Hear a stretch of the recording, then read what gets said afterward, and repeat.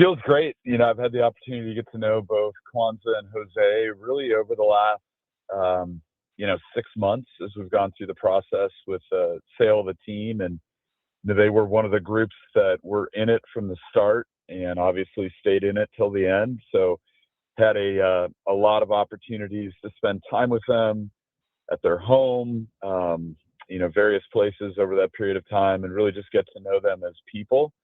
And as I said the last time I was on with you guys, which I think was only a week or so ago, I think our fans are just going to fall in love with Kwanza and Jose. They're really incredible people, hardworking, smart, really successful, very competitive. They want to win.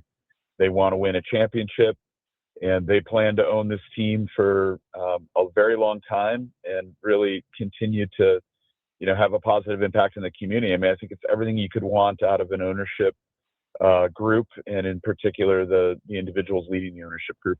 Yeah, I agree. I'm looking forward to hearing them speak on Monday.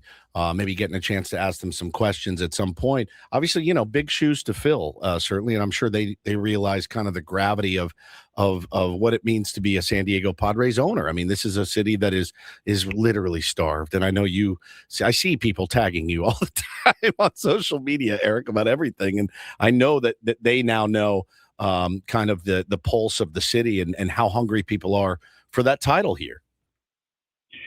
Yeah, they understand it. They want it. As I mentioned, they're very competitive people, and I think our fans are going to have the opportunity, as you mentioned, formally on Monday to hear from them. We're going to have a press conference at the ballpark where we will introduce Kwanza and Jose as the next owners of the San Diego Padres, and I think it'll be a great opportunity for fans to hear directly from them about their passion for winning a championship, what that means to them, why they care about that, how they see both the Padres and sports and baseball in general playing such a critical role in unifying our communities and our fans and San Diegans. And I think it's just going to be outstanding. And you mentioned big shoes to fill, no doubt about it. I had the privilege of working with Peter for quite some time and getting to know him, and then his brother John. And I can't say enough about the Seidler family, their stewardship of the Padres, really taking our franchise to a level that it had never been at before in our 50-plus year history. And we're not done yet. This next chapter and this continuation of what we're looking to do as an organization is going to be more of the same in terms of competing for a championship, but ultimately accomplishing that goal for our fans.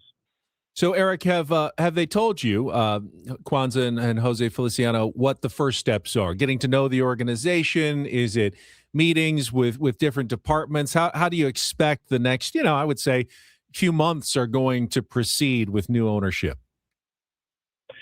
Yeah, they're very sophisticated and experienced investors, entrepreneurs, and philanthropists. They've been incredibly successful with the many different ventures that they've been involved in, both Kwanza leading their real estate and other investments.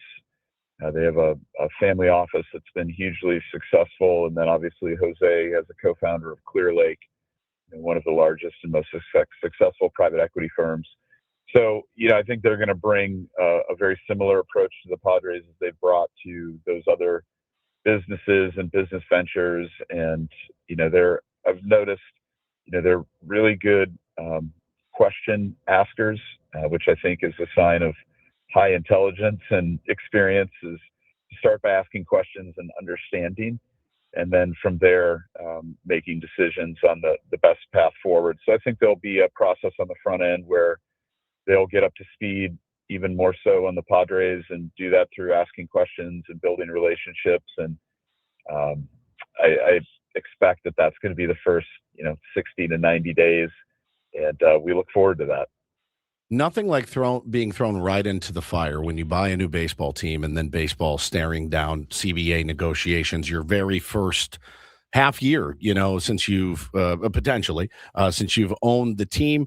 how prepared are they to deal with that as well? I know it's going to be, potentially you're talking about work stoppages, maybe. I mean, all these things are up in the air right now, but that's a kind of a new wrinkle for a new ownership group to have to deal with.